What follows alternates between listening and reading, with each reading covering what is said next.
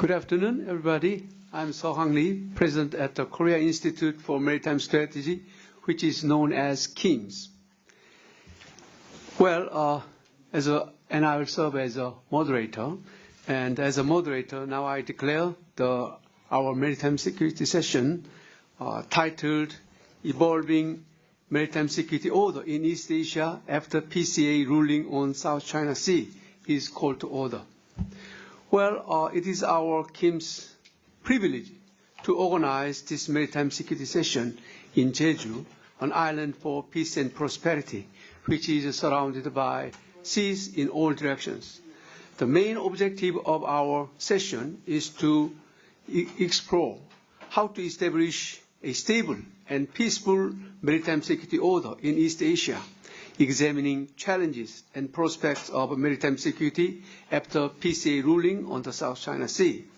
So before we start our program, we'll have an opportunity to listen very brief congratulatory remarks of Director General Mr. Park Chul-ju of International Legal Affairs Bureau, Korean Ministry of Foreign Affairs. Well, ladies and gentlemen, let's welcome him with a warm hand. Ambassador Park, please come to the podium.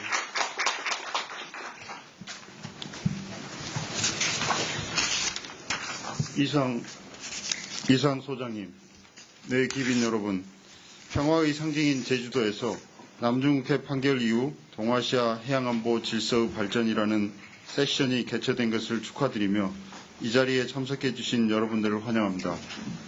특히 이번 세션의 준비를 위해 그동안 수고해 주신 한국해양전략연구소 이상 소장님과 직원 여러분께 감사드립니다.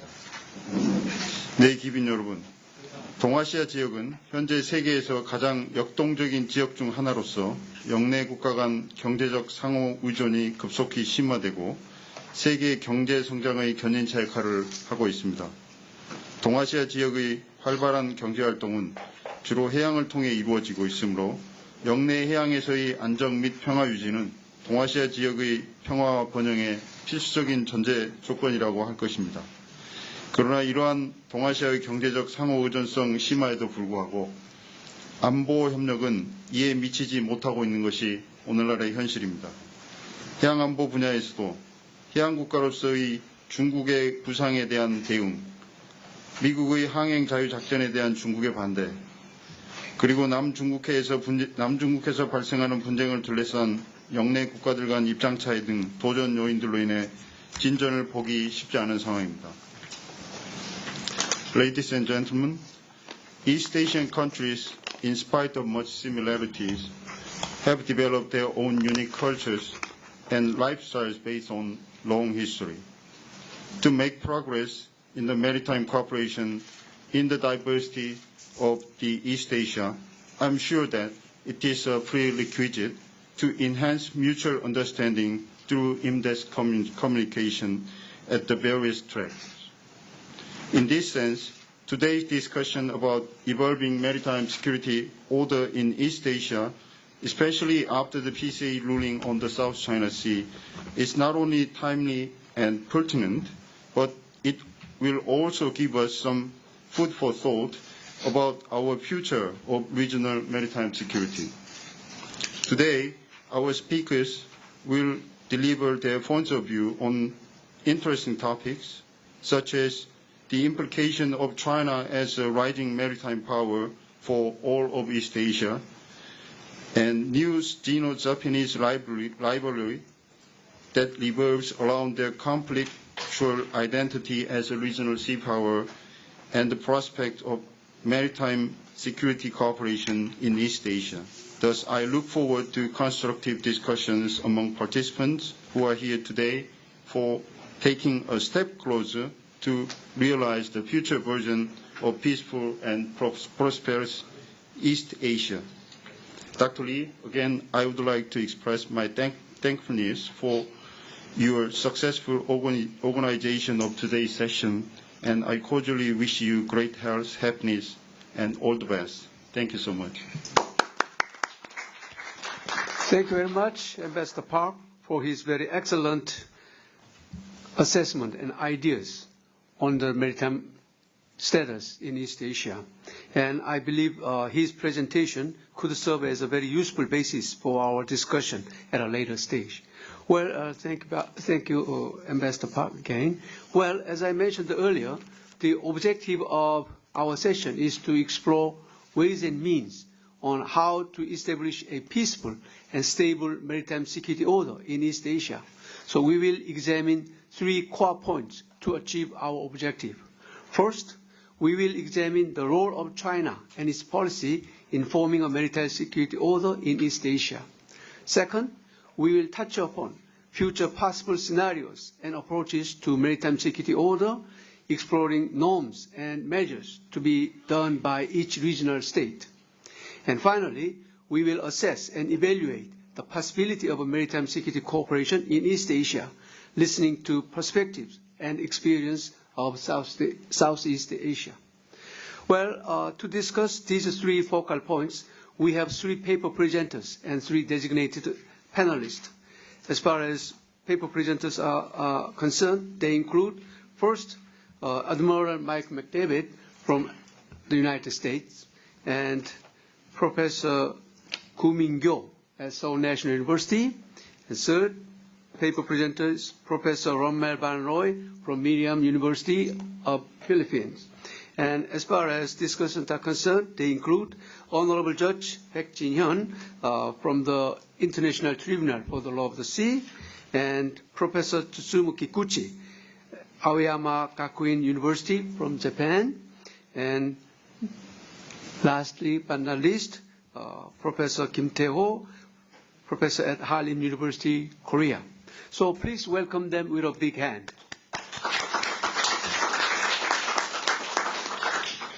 And to have a constructive outcome of our discussion, I would like to suggest some guidelines for presentation and making comments. I will give just 13 minutes, 13 minutes to each paper presenter and 8 minutes to each discussant. And then we could have enough time for general discussion. Well, without further ado, I would like to invite the first speaker, Admiral McDavid. So you please go to the podium.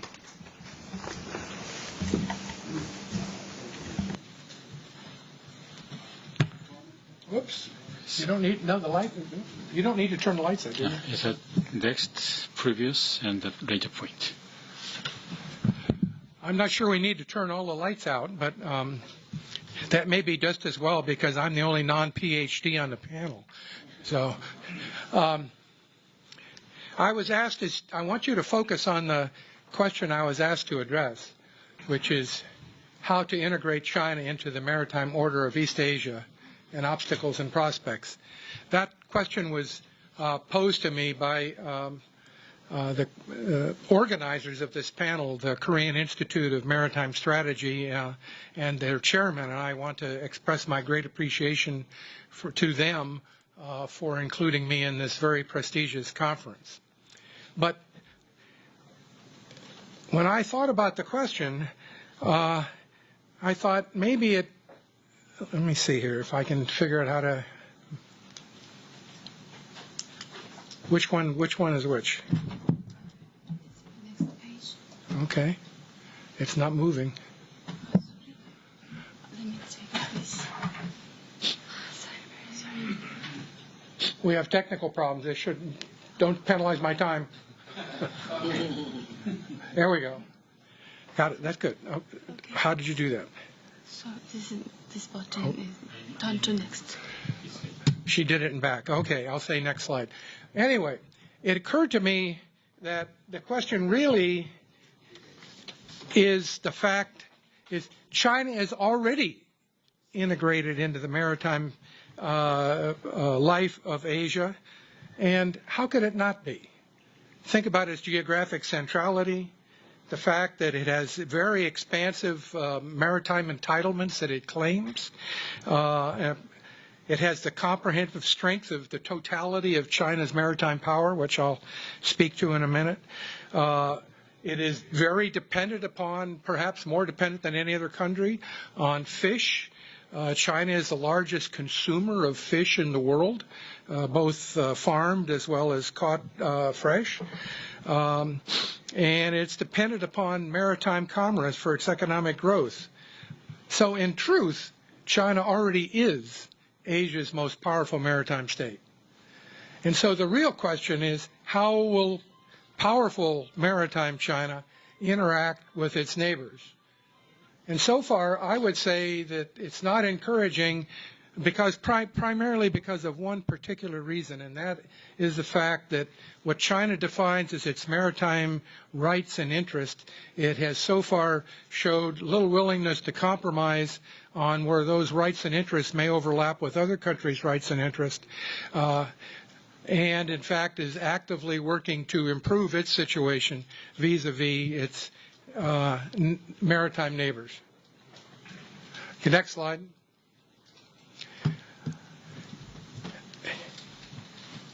This slide probably should be better titled, "This is China's maritime strategy."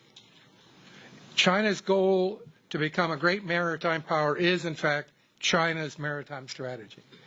In November 2012, when Hu Jintao at the 18th Party Congress indicated a goal for China to become a great maritime power, that was what I believe is a defining moment in Chinese maritime history.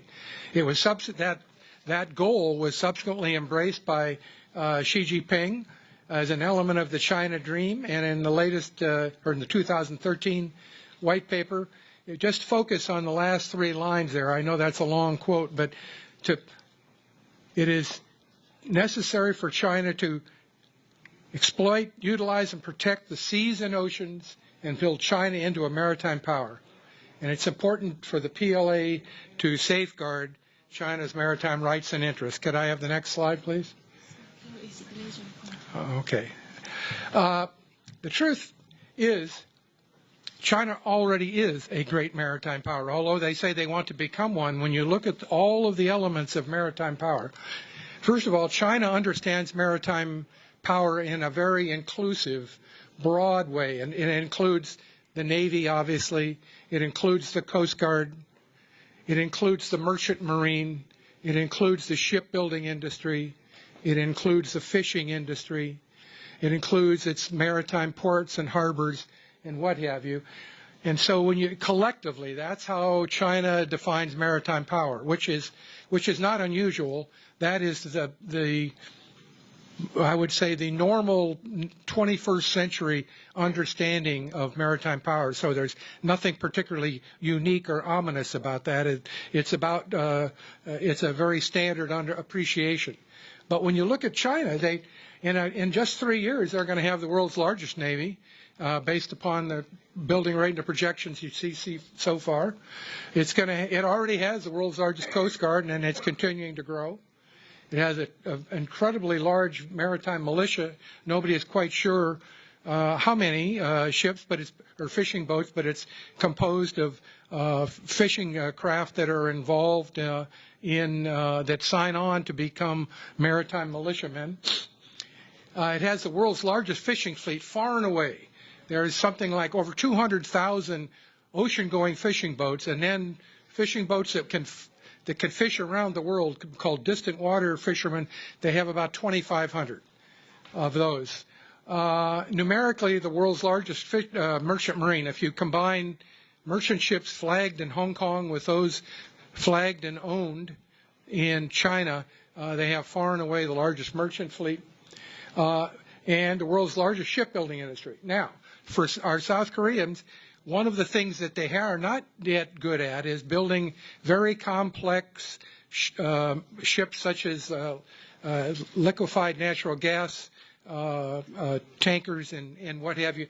But that has been set out as an explicit objective for them to essentially overtake South Korea and become the world's largest builder of all kinds of merchant ships, not only the complex ones, but the simpler ones. and it has the most comprehensive, modern, and numerous ports and harbors. If you look at the harbors around the world that are rated #1 in either container boxes shipped or the number of facilities and what have you, China has 6 of the top 10. No other country has but 1. Next.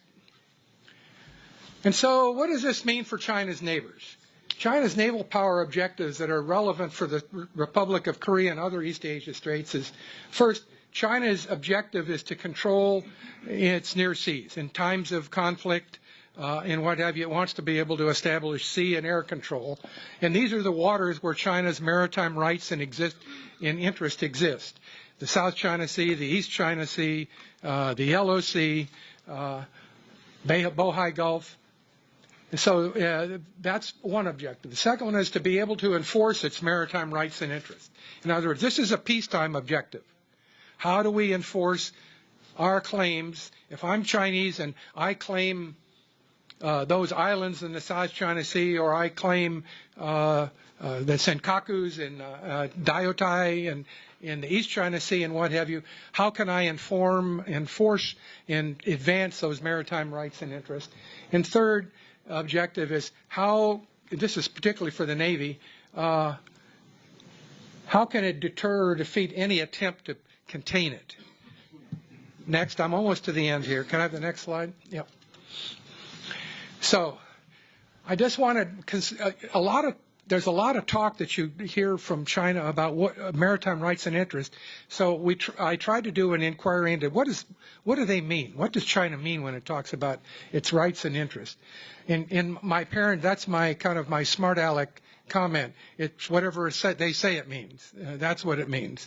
But the truth is, it's to develop and legally regulate and effectively control the ocean areas under its claimed jurisdiction. That's what that means. In other words, the goal is to perfect China's maritime laws, its regulatory and administrative frameworks, so that, in fact, it has in place all of the regulatory infrastructure that gives legitimacy to whatever actions are necessary to enforce maritime rights and interests. And in practice, that means China's domestic maritime laws take precedence over the law of the sea. And this quote I thought from this official from the State Oceanic Administration was very important to capture where the hierarchy of protecting the maritime rights and interests are. In other words, many people in China would argue if we can't protect our maritime rights and interests, there is no way that we can become a maritime power. Next, please. So how does that impact in South Korea? Well, first of all, we have fishing disputes in the West Sea or the Yellow Sea. Chinese fishermen are apparently, when I read the South Korean press and do some research on this, are not following agreed upon rules on fishing in South Korea's EEZ. And then I found a newspaper article, this is 3 years old now, that 69 South Korean citizens have been killed or injured trying to stop Chinese illegal fishing. Perhaps the more subtle one, and this is for sailors in the room, is the line of longitude, the meridian from down 124 east. China has begun to assert that that's the dividing line, and the Republic of Korea Navy should not proceed west of that line. And so I'm led to believe, we have lots of South Korean sailors in the room here, that when a South Korean Navy ship goes over 124 degrees east longitude, he has a friend from the PLA Navy who follows him around and asks them to leave. And so this is a unilateral assertion that 124 east is a dividing line where the two navies can operate. And it disadvantages the Republic of Korea because if China tries to establish that as the boundary for the EEZ, China has a disproportionately large EEZ compared to South Korea. And although delimitation talks have started, I am told that the one time that the meeting that they have had led nowhere. Once again, it's very difficult for China to compromise on what it believes are its rights and interests. And when you have overlapping EEZs, inevitably you have to compromise. And then, of course, the Aido or Socotra rock dispute. China asserts it's located on China's continental shelf, which is interesting when you think about it, because it's actually at the line of longitude 125 east, which means it's further east than the 124 line, but yet China is also claiming that. So these are how rights and interest impact on South Korea. Next. So this is my final slide. There's a biblical saying here, by their deeds shall you know them.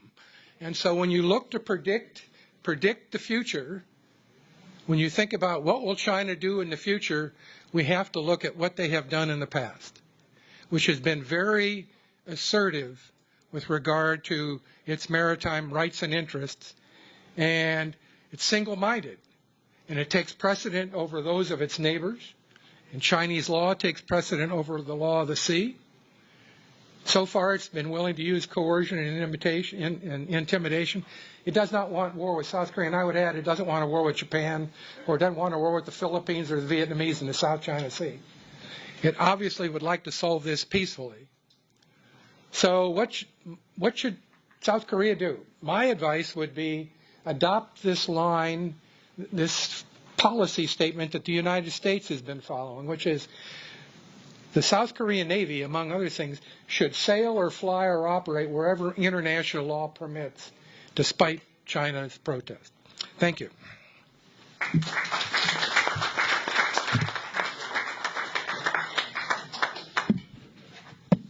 Thank you very much, Admiral McDavid. Well, I thank again Admiral McDavid for his excellent presentation on status of China in maritime affairs, such as China's maritime strategy and elements of maritime power. And he also examined implications and impact of the rise of China as a maritime power. Well, now I would like to invite the second paper presenter, Professor Gu Mingyo at Seoul National University. So please come to the podium.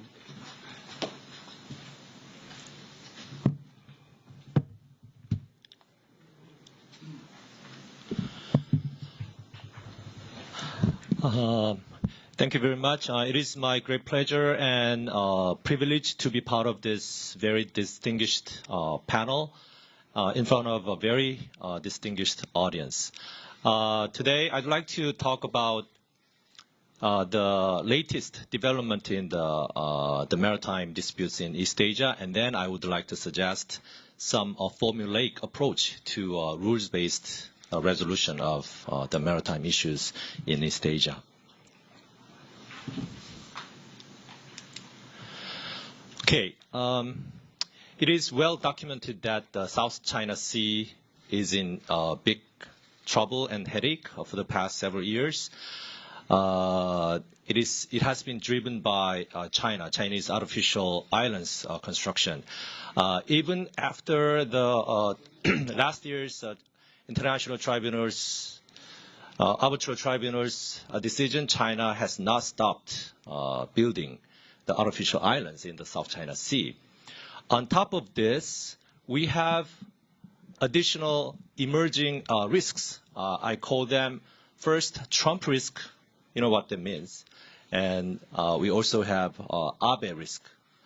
As I will explain later, the hegemonic competition between the United States and China has been much more complicated by the entrance of Japan or resurgence of Japan as a sea power. The rise of China as a sea power is also well documented and well explained, especially Admiral McDavid just provided a very nice introduction and explanation of the rise of China as a sea power. But I'd like to highlight a couple of things with respect to the rise of China. First, Chinese maritime identity is still mixed. It has some aggressive elements, of course, but at the same time, it has defensive elements. China still struggles with this century-long humiliation. and China thinks its maritime expansion is not aggressive at all, it's rather defensive. But it is becoming clear that the Chinese maritime strategy has evolved steadily and continuously over the past decades. I define this as the point, line, and plain strategy. China has secured its points in the South China Sea by occupying and by building many artificial islands in the region, and China began to connect them through the so-called first island chain and the second island chain, etc. And eventually, China would like to develop its maritime strategy in terms of plain strategy. So China is not there yet, but the sequence, for me at least, it is rather obvious and straightforward. It is well exemplified by the Chinese latest efforts, such as Maritime Silk Road or One Belt, One Road, and the island chain approaches. And the U.S.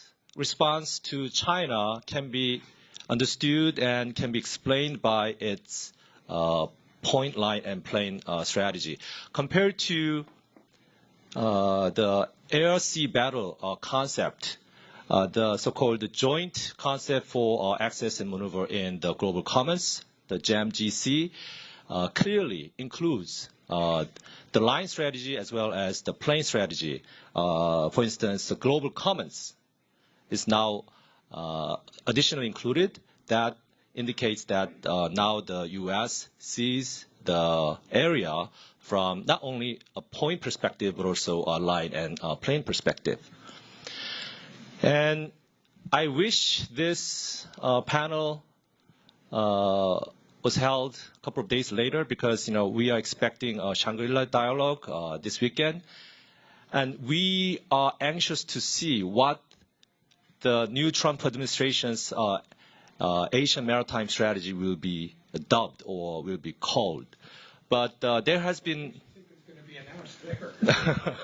So for me, maybe Trump will be moving from pivot to hammer, hammering, not hammering out, but hammering the South China Sea. So, but ironically, the Obama administration's pivot strategy has strengthened rather than weakened Chinese and Japanese maritime identity and strategy. So, President Trump's new strategy is most likely to strengthen Chinese and Japanese maritime identity and strategy as well.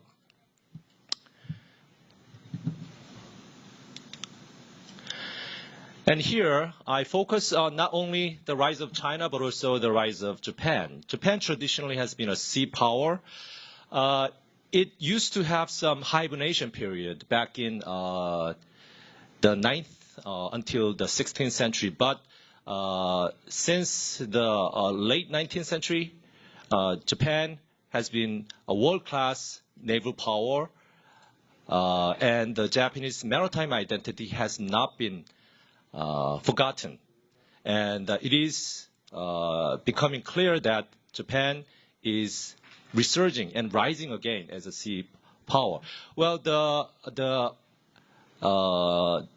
budget, the military budget may sound not that impressive, but in terms of quality, Japan is actively investing in new naval capabilities. And also we have to look at the Japanese the Coast Guard. About 10 years ago, the Japan specialist, the MIT professor Dick Sammers told us that the JCG, the Japan Coast Guard, is a new fighting power. It is not only about Japan, but also China and other Southeast Asian countries as well. So there is an action-reaction cycle, particularly between not only between the U.S. and China, but also between China and Japan. They are reinforcing with each other. So when you just look at China and U.S. relations alone, it might be rather simple and straightforward, but the triangular relationship among the U.S., China, and Japan makes things a lot more complicated. And the Abe administration is no longer shy about being very aggressive and hawkish toward China, even in the South China Sea. As you know, a couple of days ago, the U.S. and Japan conducted the first, this year's first freedom of navigation operations in the South China Sea. Of course, China was not happy.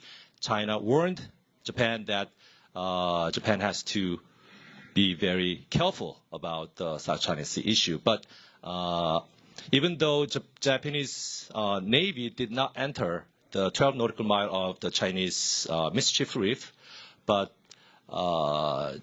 it is a remarkable development that Japan conducted a joint naval exercise in the area. So China is not a warmonger, but at the same time, China is just too big and too proud to fully comply with the Western developed maritime norms. As mentioned earlier, China would like to write its own version of maritime law in the region. But unfortunately, the Trump risk and at the same time the Abe risk may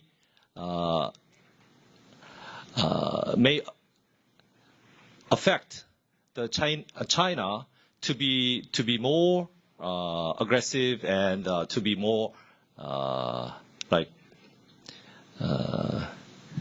self-focused. So this is my just very brief assessment of what is going on in the East Asia maritime area. I'd like to just share some basic ideas about the rules-based approach. Stefan Krasner is an international relations scholar, and he is a regime theorist. He suggested 5 prominent factors to explain the development of international regime. First, egoistic self-interest. Second, political power. Third, norms and principles. Fourth, habit and custom. And finally, knowledge. As you can see, these 5 elements cover realist components, from realist components to liberal and to constructivist elements. So from this perspective, East Asian, especially maritime area, is not particularly well endowed with these 5 elements. But we don't have to be pessimistic, because we can start from the beginning, and there are some positive elements from this 5-element perspective. For instance, so we have to think about how to curb the excessively self-interested egoism in the maritime issue area. So, for instance, if member countries in the region can agree to freeze all the existing territorial claims, that can curb the excessive self-egoism. And as I mentioned, there is a kind of hegemonic competition among the 3 countries, but the positive side is that the hegemonic competition also provides some regional public goods to the area.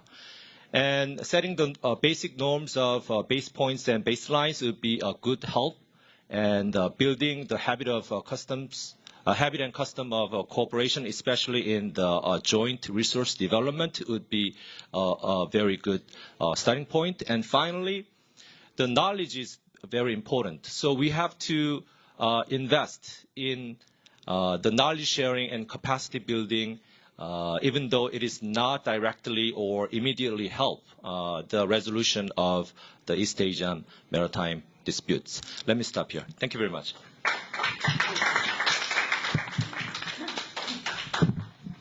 Thank you very much, Professor Gu.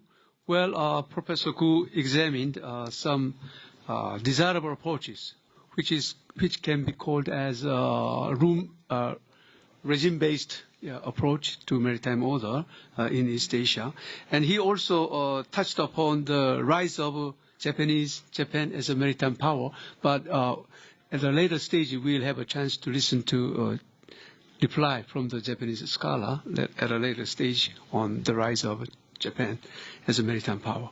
Well, now I would like to invite the third speaker, Professor Banaoy of Philippines from Southeast Asia. So we'll have a chance to listen to perspective from Southeast Asia. So let's welcome him. Thank you very much. Good afternoon to everyone. I would like to thank Kim's for the honor of attending here at Jeju Forum, particularly Dr. Lee, Captain Chung, and Dr. Sung. And I would like to thank also the South Korean government for the final delivery of FA-50 fighters to the Philippine government.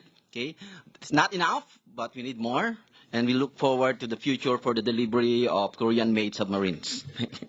Okay, now I'm tasked to talk about maritime security cooperation in East Asia, whether it is possible to promote maritime security cooperation in East Asia. And I would like to tackle this issue using the practices observed in Southeast Asia. So, okay. When we talk about East Asia, for me, I consider it as a very problematic concept because it's customarily viewed as a region covering Southeast Asia and Northeast Asia, but there are literature stating that it covers other areas in South Asia, including India and Pakistan and Nepal. But when I use the term East Asia in my presentation, I would only concentrate on the two major regions, Southeast Asia and Northeast Asia.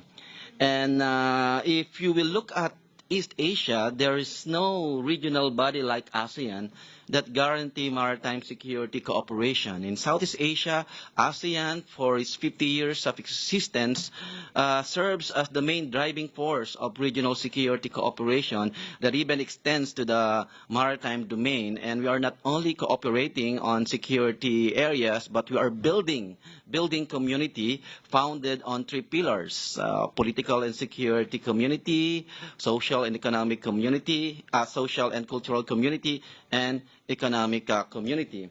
And so what is now the state of maritime security cooperation in East Asia? If you will look at the situation, there is a high need for the promotion of security cooperation in East Asia because of many territorial problems in the region. And these territorial problems are inherently maritime in nature. While maritime security cooperation exists bilaterally, if you will look at the nature of security cooperation in the region at the maritime domain, we can see robust bilateral cooperation. But when it comes to multilateral maritime security cooperation, it is really very, very limited. And I will explain why later. Okay. There's no doubt that maritime security cooperation is desired in East Asia, considering the growing security uncertainties in the Korean Peninsula, East Sea, East China Sea, and the South China Sea, which is in fact very close to my country. There's also a security situation in the Taiwan Strait, which I consider presently managed for now, but there is a huge potential for an armed conflict to occur in this area if there is a drastic change in the status quo. Now, if you will look at the situation in the Korean Peninsula, tension is really escalating because of the provocative actions of North Korean government with its nuclear testing activities, and also aggressive behavior of its president, Kim Jong-un. Okay. And we can also see security problems existing between allies of the United States, South Korea and Japan, over the issue of East Sea and Sea of Japan. And in the East China Sea, security anxieties are rising between China and Japan over the issue of Senkaku and the Jeju Islands because of the strong determination of both nations to defend what they call their territories in this area. Okay. In the South China Sea, which is in fact my main area in the area of regional security, the continuing construction activities and even other unilateral actions of parties in the parcel and Spratlys are causing security apprehensions not only among littoral states, but also among extra-regional powers and even the larger international community. And in my opinion, there is a moment, okay, a moment of relative calm in the Scarborough Shoal because of what I call positive developments happening now between the Philippines and China. As a result of President Duterte's paradigm shift to China, now China and the Philippines are doing a lot in the area of trade cooperation, investment, tourism promotion, and even aid. And the Philippines strongly supports China's One Belt, One Road initiative, and particularly Philippine participation to the ASEAN in Infrastructure Investment Bank. Okay? But don't worry, we are not that very, very close with China. And don't worry, we are not abandoning our alliance with the United States. In my examination of President Duterte's foreign and security policy, particularly its relationship with the major powers, the Philippines, in fact, is closer with Japan than with China right now. And I can explain that in the open forum. In other words, East Asia is full of maritime conflicts that unleash harsh and oftentimes turbulent regional security environment.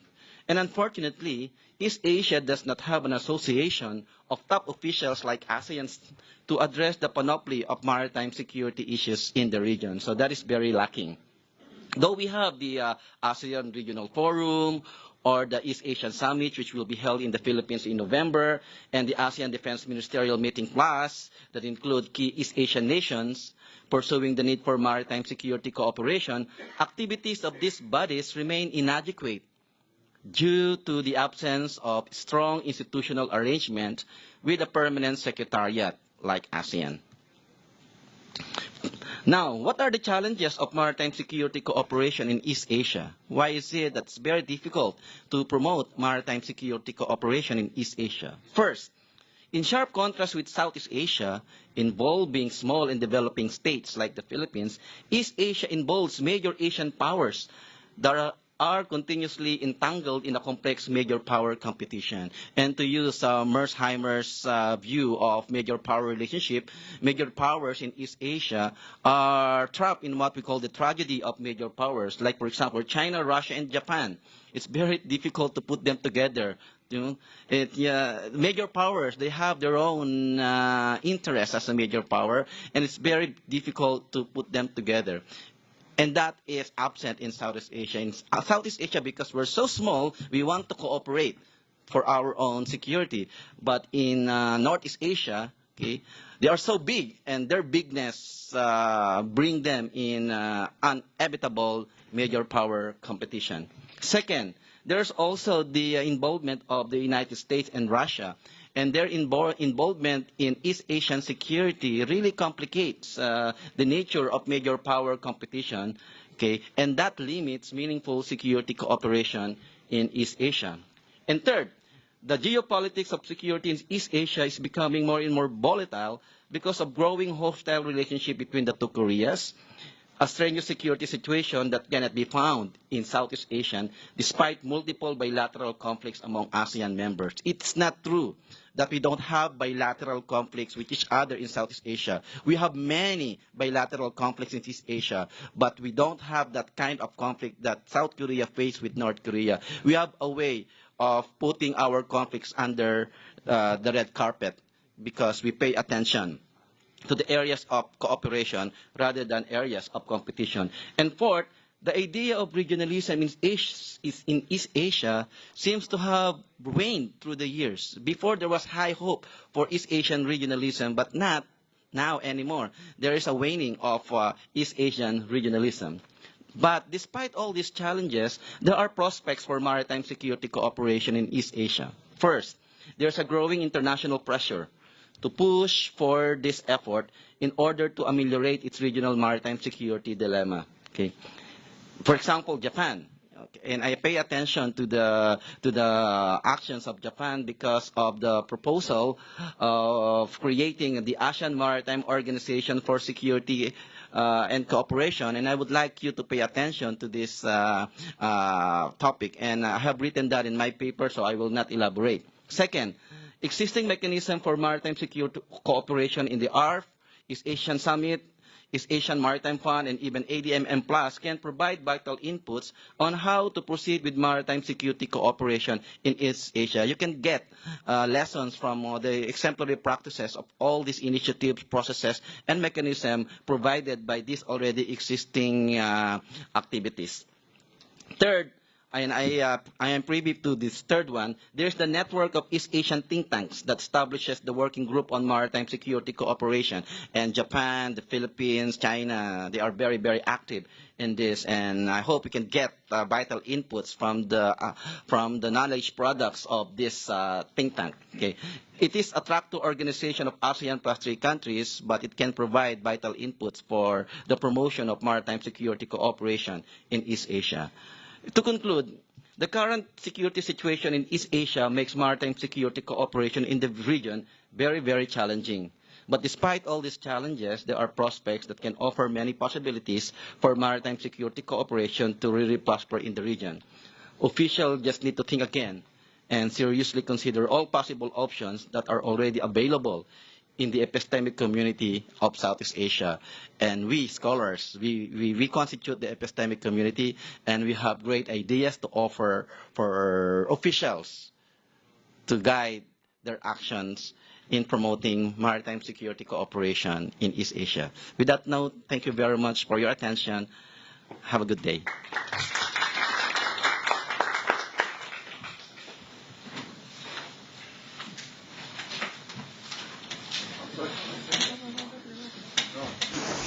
Well, thank you very much, Professor Van Roy from Philippines. Well, he examined state of maritime security cooperation in East Asia, focusing on obstacles and possibility for maritime security cooperation. So, although East Asian region is full of maritime conflict, he presented very optimistic view. Thank you very much for your opinion. Well, now it is time to listen comments and other opinion and criticism on the subject from the designated discussant. First, I would like to invite Honorable Judge Professor Baek Jin-hyun from ITLOS, International Tribunal for the Law of the Sea. So I will give you just 7 minutes rather than 8 minutes. Thank you for your cooperation. I don't know what I will say in 7 minutes, but I don't have any specific question or comment. But I'll just make one general comment. Ken Booth, British expert on naval affairs, once said, it takes 3 elements to maintain peace and security at sea. That is diplomacy, force, and law. Not one of them, but all 3 of them, law, diplomacy, and force. I will give my comment on the legal dimension of maritime security. You know, law of sea is one of the oldest field of international law. It is also perhaps one of the best codified field of international law. Of course, centerpiece is UN Convention on the Law of Sea, 168 states. In fact, most states in the world are parties to this convention. Major exception is United States, but most states, and in fact, most Asian states are parties to this convention. And also, if you look at this field, there are many institutions which regulate maritime activities, such as International Maritime Organization, and also FAO, International Seabed Authorities, and many fishery management organizations around the world. So we have a relatively well-developed institution to implement the law at sea. There are also judicial institution to settle maritime dispute. My tribunal, International Tribunal for the Law of Sea, is one of such judicial bodies. But International Court of Justice, many disputes International Court of Justice deal with are maritime dispute. In fact, I don't know exactly how many, but at least more than one third of dispute submitted to ICJ is a maritime dispute. So we have judicial bodies to deal with the maritime dispute as well. So the point I'm making is the role law and institution play is relatively bigger in this field, maritime field, than other fields of international relation. So I think law and institution should be an important factor in maintaining maritime order in Asia as well. In fact, Asian countries are quite committed to law of sea, and many states have been very active in the lawmaking process. For example, at the third UN Conference on the Law of Sea and after. And also, this is a very encouraging sign that several Asian states have submitted their very difficult, almost intractable disputes to international adjudication. I, for example, dealt with this very difficult dispute, maritime boundary dispute between Bangladesh and Myanmar in Bay of Bengal. And that case, that decision actually put an end to this long-standing dispute between these two countries. And also Singapore, Malaysia, and Indonesia also submitted their territorial and maritime dispute to ICJ, and ICJ has resolved those disputes. So these are really encouraging signs. Of course, then last year's South China Sea arbitral awards is an exception in this regard because China refused to appear before arbitral tribunal. But we really have to wait and see what will be the implication of this arbitration. Now, I will. I guess in Asia, I think we should be more conscious of the role law and institution can play in maritime security building. Now, my final words about this PCA arbitral award, whether it has contributed to the ultimate resolution of South China's dispute or not. If so, to what extent, how? You may say nothing has changed even after this PCA arbitral award. Professor Koo mentioned that China continued its artificial island building activities after PCA award. Yes, it appears that nothing much has changed after this award. But what appears may not be everything. If you look into the detail, maybe there has been some change.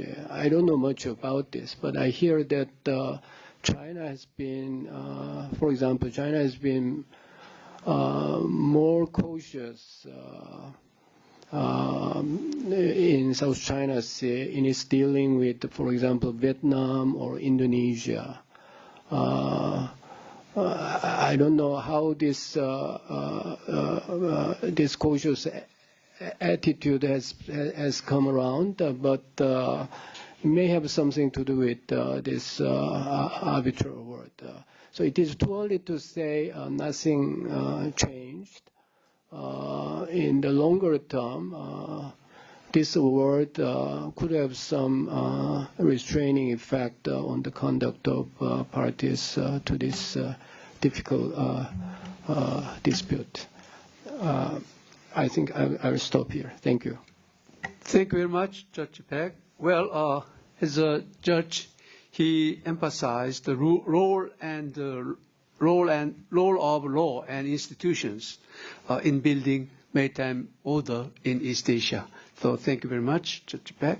Well, in accordance with our program, now I would like to invite second commentator, Professor Tsutomu Kikuchi. Thank you very much, Mr. Chairman. Thank you very much for inviting me to this quite prestigious forum. Already Professor Park pointed out the oceans are under a variety of international rules and norms. So different from the land, we have so many regulations. But so in that context, we need a little bit more, from the presenters, how we assess the existing regulations and rules and norms, especially as Professor Park mentioned, arbitration ruling July last year on South China Sea. But some countries like China, I think Chinese conception of ocean is a little bit different from other countries.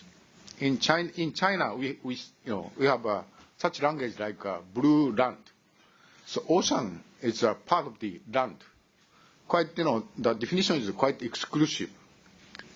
So it's a bit different from the other conceptions. And back to my questions to our presenters. Can we deal with China peacefully on this, maritime issues in Asia? So in my understanding, it seems to me Admiral McDougall, you are a bit, pessimistic about the changing Chinese policy preferences on, especially, Chinese conception of the right and interest on the sea. Because, mostly in my understanding, Chinese conception of the right and the interest does not originate from the interaction with other countries. Mostly, coming from their own international standings.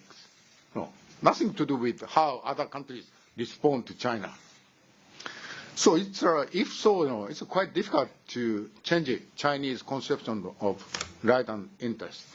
So only we just, ready to protect ourselves, from that. But on the other hand, Dr. Koo proposed some, maritime regime buildings. Of course, Dr. Koo's approach is a quite academic, idealistic, approach. Quite, not quite general approach, not specific, specifically addressing, the maritime issues in Asia. But, proposing certain maritime regimes, you are assumed we could exchange some, slight, change Chinese, conception of the right and interest and so forth. And also I have many comments, but because of shortage of time, I would say reading the Dr. Koo's papers, I was surprised. Suddenly Japan appeared, after China, his argument on China and also China and the U.S. competitions. And of course, we are not re-emerging. We have been maritime powers for the last few decades. We have quite modern navies and quite sophisticated naval powers. But I would invite your attention to we our naval forces, we don't have any capabilities to conduct independent military operations. So we have a quite sophisticated weapon system on certain areas. So our naval capabilities are most effectively used when Japan operate with U.S. forces, U.S. 7th forces. So now for last several years, especially we have been enhancing our security defense situation with the United States. So naval cooperation have been more and more enhanced. But mostly we assume the Japanese naval self-defense forces operate together with the U.S. 7th Fleet, not independent military operations. And also we have been enhancing our security defense relation with United States, especially under current Prime Minister Abe. But in my understanding, that is very much coming from deep insecurity on the part of Japan. So we are not talking about the overall military attack against the metropolitan Tokyo from somewhere. We are just talking about some military incursions over small, non-habitant, small island. And of course, United States have been repeatedly mentioned that small island is under Japanese administration, and also because of that, that is the U.S.-Japan security treaties. But we trust the United States, but we understand supporting the Japan militarily when some military incursion occur over that small islands.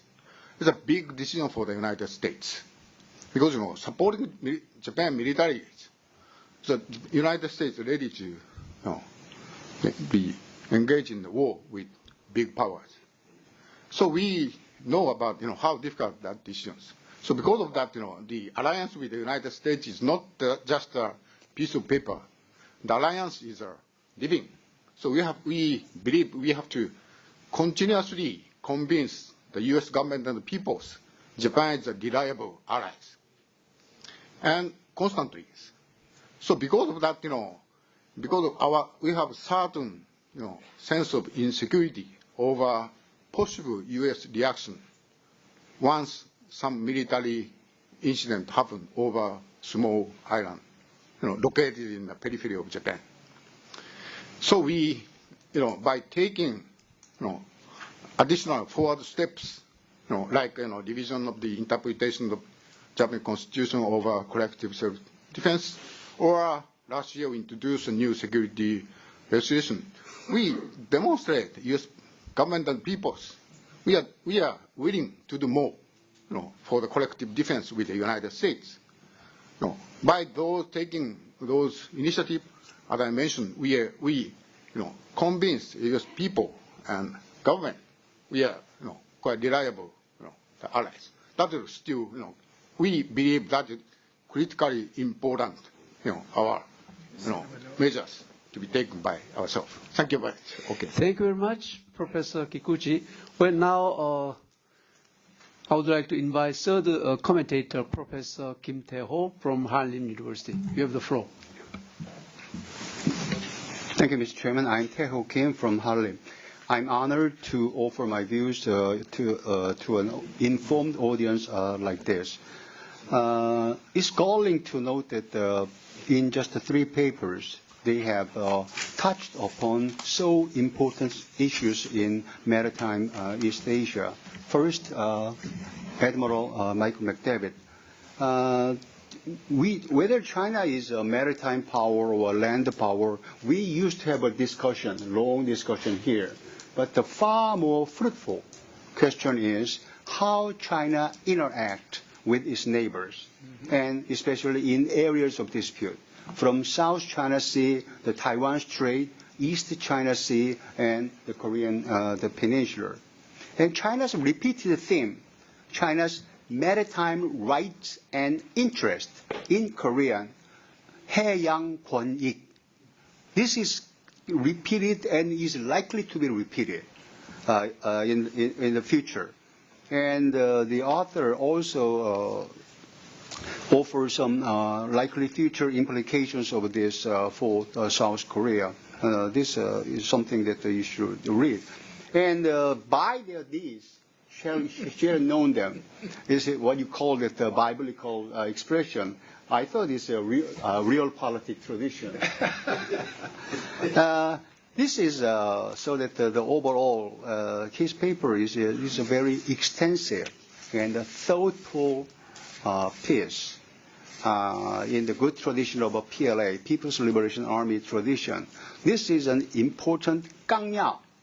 This is a guideline, something that about China's likely future behavior in maritime East Asia, something that I just can't agree with you more, and something that very clear and simple, so that this is, again, to paraphrase him, how could it not be, you know? So, and the second paper by that Professor Kuo, this is good, but it's a very complicated, touched upon complicated issues.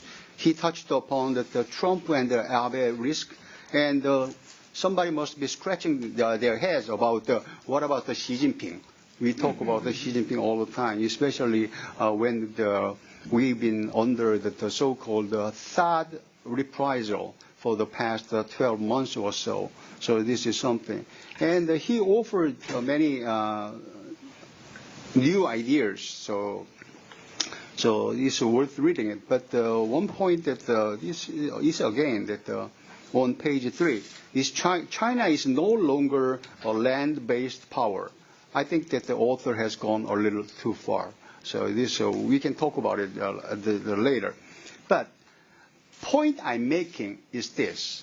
What the Abe government is doing is the closer the Japan gets to the United States, the wider area and role that the Japan can take. So this is precisely what the Japanese government has been doing. This is now that we have a new government in place, and there is again the hash of the rehash, the balancing the United States and China. Some have aired that view, and we fail. We fail, and I think it's an absurd and a dangerous idea. This is not the way. I think there's something that we can learn from the Japanese experience as well. Last, Professor Ban Laoye, this paper begins with the sentence, East Asia is a problematic concept. It is. And it used to be called the Far East by Britons. And when you talk about this, you contrast Southeast Asia and East Asia.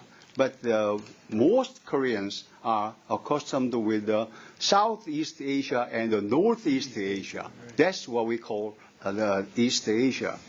We have, this is a good suggestion about various aspects, something that we should learn from the South ASEANs. That's good. But the trouble is, what about China? China factor, bilateral. It's very serious about China and Japan, China and the United States on a daily verbal attack on whatever America does in East Asia. For the past 24 hours, when the United States intercepted Mark ICBMs, is criticized by the Chinese Foreign Ministry.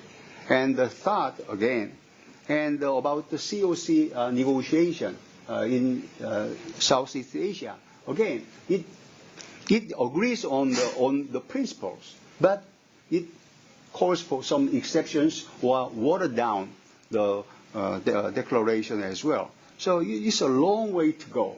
This is something that I can say. Let me stop here. Thank you. Thank you very much. Well, several questions raised by Professor Kim. And now I would like to give the floor to the paper presenters to answer those the questions raised there by commentators. First, Admiral McDavid. So you have just 3 minutes, less than 3 minutes. Okay, please. Yeah. less than 3 minutes. Okay. Judge Pike said that he correctly pointed out there's lots of institutional mechanisms already in place to deal with maritime disputes. In fact, the law of the sea specifically requires dispute settlement for things like overlapping exclusive economic zones and what have you. The issue is not the absence of institutional mechanisms, but it's the absence of the willingness to use them. If you go to the International Court of Justice, both parties have to agree. If one party disagrees, you don't go to the International Court of Justice. And similarly, the PCA finding, which many of us thought was not only a positive in terms of the things that had bothered many observers, but also established, or hopefully will establish, new interpretations of the differentiation between islands and rocks, and clarified a lot of other ambiguities of the law of the sea, which is really valuable. But again, if nobody pays attention to the findings, it doesn't make things any better in the South China Sea. So, as the saying goes, in most of these maritime disputes, it takes two to tango to reach a resolution. I think it's important to differentiate Chinese behavior at sea when it involves areas where they have rights or interests that are concerned versus globally. To my knowledge, China is a law-abiding citizen around the world in terms of following the laws of the seas. Now, Chinese fishermen, just like other fishermen, do a lot of illegal fishing off of Africa and other places. But generally, in terms of abiding by the basic rules and what have you that everybody understands, they follow all of those rules. Where they don't is where they differentiate where their own specific rights and interests, i.e. their sovereignty claims, are involved. And so you have to look at this at the narrow distinction, what's going on in the South China Sea, East China Sea, and the broader approach that China has taken. So I don't agree that it's trying to upset the total maritime institutional framework. I think in East Asia, it is trying to put in place different interpretations on how you might interpret maritime law when it comes to their particular sovereignty interests. Professor from Japan, Kikuchi said I was being pessimistic about changing Chinese conceptions. He's absolutely right. What makes us think that those of us who worry about what China does are collectively going to make China change its mind? We have to consider the fact that China may change our minds. Seriously. I'm not being, and so there's a certain arrogance, I think, in many of these sorts of discussions that we have, that everybody has to say that, well, what do we have to do to cleverly figure out how to make China change its mind? We have to face up to the fact they may never change their mind. Thank you very much. Now I would like to invite Professor Gu to reply. Thank you. Thank you very much. First of all, Professor Kikuchi's question, can we deal with China peacefully? This is a very difficult question. On the negative side, of course, it is, as I mentioned in my presentation, China is just too big and too proud to fully comply with the international norms and principles without any reservation. But at the same time, if you look back, like compared to 10 years ago, China has been very much socialized and become law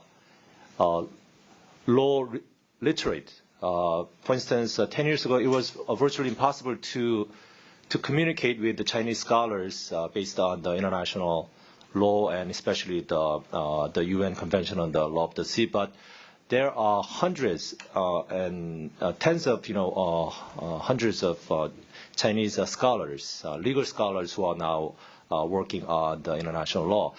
Of course, that is a double-edged sword because China is always tempted to interpret the international law on its own way. But I think it's very positive sign that China is paying a lot of attention to international law. And another point of the Japanese self-defense force, it is well taken that especially the Japanese maritime self-defense force has no capabilities to conduct any independent operations without the help of the United States. But at the same time, it is very clear that Japan has endeavored for decades to overcome legal, political, and normative constraints on the expansion of the Japanese self-defense force, including the maritime branch. There is a Korean saying that someone hit you in the face when you'd like to cry. So Trump's approach to Japan to share more burdens, it is actually a good excuse, provides a very good excuse for the Abe administration to build up its the so-called normal states capabilities. And a good friend of mine at Washington University in St. Louis, the Japan specialist Andrew Auros recently published a book, and he calls this phenomenon as Japan's security renaissance. And finally, Professor Kim's point that the Xi Jinping risk, I thought the China risk is kind of constant rather than variable, but of course Xi Jinping risk is real and very strongly present, but ironically, Xi Jinping and China seems to be very not peaceful, but very reluctant to escalate the risk for the time being because China is in leadership transition and leadership consolidation later this year. So China, Xi Jinping especially, doesn't want to escalate any disputes in the South China Sea until he secures his second term, and his top priority is to install as many close allies in the Politburo Standing Committee. So until then, he will be very less aggressive in the South China Sea. And I think that's one of the reasons why China decided not to send its military, the defense secretary to the Shangri-La dialogue, because it's kind of, it's going to be a low-key, from the perspective of China, it's going to be a low-key appearance in Singapore.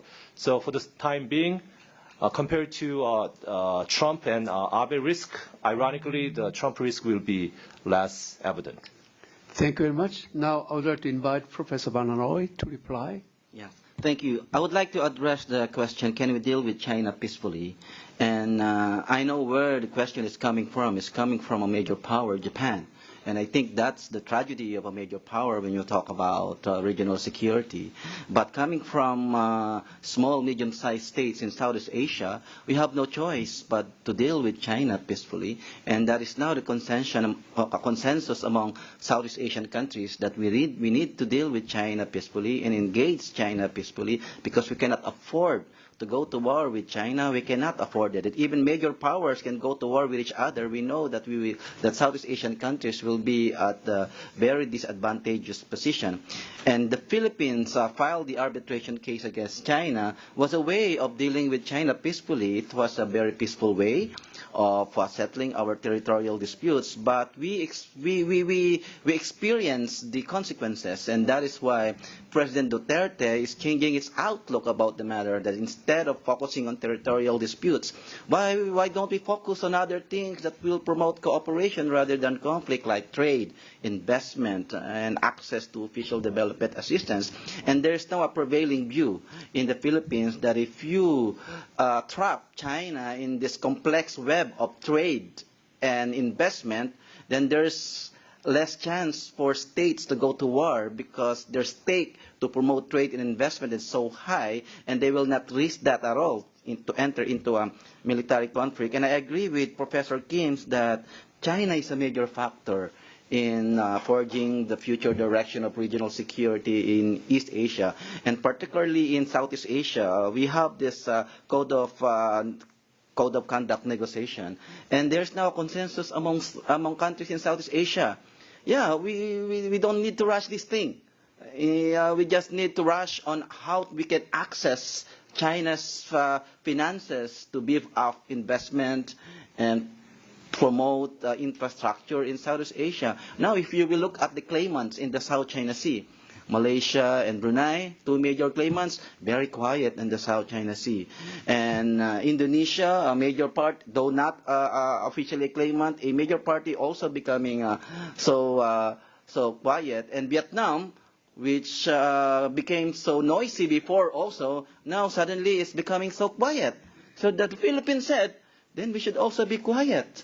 Because talking loud about this issue is posing a major obstacle for engaging China peacefully. So we need a different outlook on that. And that is now the current situation now happening in Southeast Asia. Thank you. Thank you very much. Now I would like to open a general discussion. So is there anyone who wishes to raise questions? Okay. General Pond, back in the back. So please. He asked a long question, so stand by. So limit yourself just one minute and 30 seconds, please. Make a comment? My name is Pan Jing-Qiang from China. Mm-hmm. And I was very much interested in listening all the remarks by our distinguished relatives. But I think that you didn't invite anybody from China to participate in your discussion. You're talking a lot about China. So my impression is, this section, China seems to be under trial by default. But I think it will be one-sided. If we are talking about South China Sea, if we are talking about China's role, without China's participation, without hearing the voice from China, I don't think that this is a kind of a fair interaction. And therefore, I try to respond in a very brief way to some of the points. You need to understand he's going to talk for a long time and have even more time. Now, first of all, you should notice that South China Sea in the recent months has seen dramatic improvements of the situation. And things seems to be very clear that China and Asia would jointly undertake the responsibility to maintain peace and stability in South China Sea. And also, all the claims seem now to come to the consensus that they should talk in a bilateral way about their differences on the territorial ownership.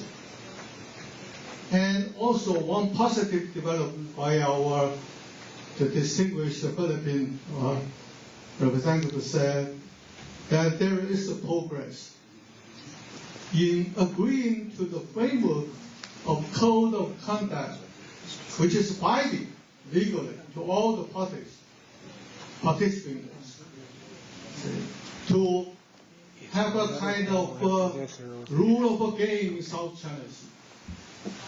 So if we look at all these kind of positive developments together, and I think everybody should be happy about the order that's going to be developed in South China Sea, which would be in the interest of all the countries concerned, not only to the regional countries, but also to the United States, to Japan, because everybody depends on the line of sea communication. But obviously, from hearing You're going to have to interrupt, I'm telling you. intervention here, some countries seem not to like this kind of developments. I mean, our representative from United States and Japan do not seem like the positive developments towards peace and stability in this region. And therefore, there's a lot of kind of lobbying for not believing China. Of course, you can say whatever you like, but I think that this is the fact that South China Sea is going to be developing in the right direction. And I want to particularly respond to Japan's remark, our Japanese remarks. You're going to have to butt in. Japan seems to be getting more closer to the United States. And he seems to be, it's legitimate. Yes, of course it's legitimate. But I think Japan's future should depend on its relations with its neighbors. China, South Korea in particular. And therefore, I think Japan's question, the problem is whether you can honestly recognize the responsibility in the Second World War. For example, the responsibility. Excuse me, we have a time constraint, so would you please, yeah. Japan on the issue of women slaves. So I think that would be damaging if Japan still insists on its own attitude. I thank you. Thank you very much. So your comments very valuable because you are from China, and we tried to invite a scholar from China, but unfortunately we were not able. Chinese scholar were not able to come to this session. So, is there anyone who wishes to make comments or raise questions? Yeah, 1 minute. And we have Dr. Zhu Peng from Nanjing University, China. Do you have anything to make comments? Oh, okay.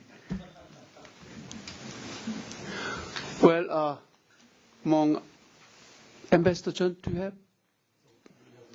Okay, but you can make a very short comments. Well, since my questions are directed to Korean members of the panel, let me speak in Korean. 남중국해 PCA 판결 중에서 중요한 엘리먼트는 우리한테 가장 중요한 것은 그 암초와 LTE 그리고 우리 간조 노출지라는 LTE의 데피니션을 정하는 것. 그게 가장 중요한 요소라고 생각을 하는데, 왜냐하면 그 판결은 결국은 우리 독도와 지금 아마 통역이 잘 안 되는 건데. Please speak in English. Yeah. I don't want to repeat my question in English. 독도와 오키나와 도리시마의 그 지위를 섬이 아닌 암초로, 락으로 규정을 했다. 이게 좀 중요한 게, 이게 이제 어떤 의미가 있느냐. 결국 한일 간에 한 20여 년 전에 EEG 경계협정 체결 논의를 할 때 결국 기점을 울릉도와 옥기섬으로 하느냐, 독도를 하느냐. 독도가 이게 PCA 판결을, 이제 독도는 자체적인 EEG를 가질 수 없다는 판결을 내렸기 때문에, 이게 말하자면 한일 간에 EEG 경계협정을 체결할 수 있는 하나의 기초를 마련했다고 보는데, 이게 앞으로 그게 물론 영토 문제를 해결하는 건 아니지만 이 PCA 판결을 기초로 해서 한일 간의 EEG 경계협정을 체결한다 그러면 독도는 한국의 이지 속에 들어오기 때문에 장기적으로 영토 문제를 해결하는데 중요한 중간 단계가 될 수 있다고 보는데 거기에 비해서 이제 한국, 일본 발표자는 없으니까 한국 패널리스트 어떻게 생각할지 듣고 싶습니다. We may need one more session to explain such debate. So now is almost 4:20. 이게 하나 해결책이 될 수 있는지 그걸 기초로 해가지고 독도 문제를 해결하는데 어떻게 활용할 수 있는지에 대해서 혹시 의견이 있으신 분 있습니까? I think your comments is very valuable and very important. So we'll keep in our mind that such debate will be very important for resolving the issue between Korea and Japan. Judge Beck, do you have anything? No? Okay. So anyway, we will try to explore later. Okay. Well, now time is 4:20. Is there anyone who wish to make comments or raise questions? Okay, then I would like to say that as a moderator, although this East Asian region is full of maritime conflicts, there is room for maritime cooperation. So we have to do our best to establish stable and peaceful maritime security order in East Asia. All of you agree with this conclusion? Okay, thank you very much.